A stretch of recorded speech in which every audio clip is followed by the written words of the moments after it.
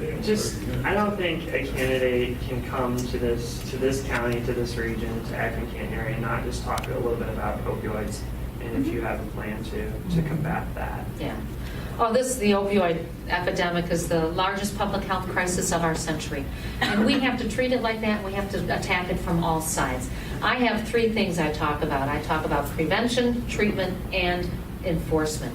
And for me, in prevention, the first line of defense is to make sure people have a good job, one that they can support their family with, the dignity of work and the sense of community, so that they don't have the depression that has led some people to start self-medicating.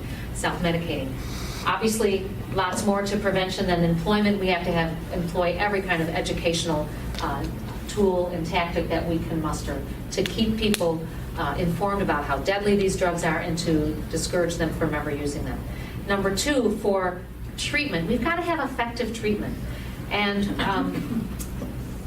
we've got to get people into detox, and then when they leave their detox, there have to be, surrounding that detox, there've got to be the other services that they need, depending on what kind of person they are and how terrible their addiction is or what their circumstances are.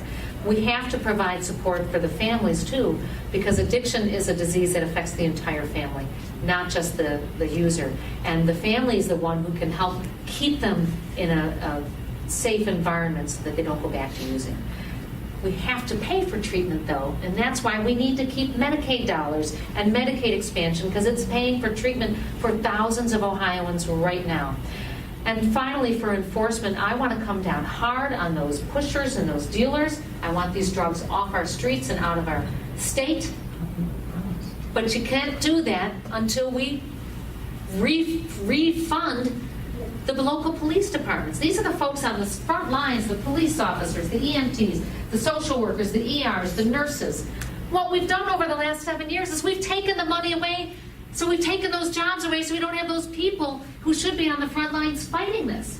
No wonder we have a crisis. We got people in Columbus who don't care. All they cared about was getting their name in a press conference and putting money into the pet projects of their wealthy donors. That is going to change. We've got to make a change, because we can only fight this if we attack it from all sides. And that is what I will do as your next governor.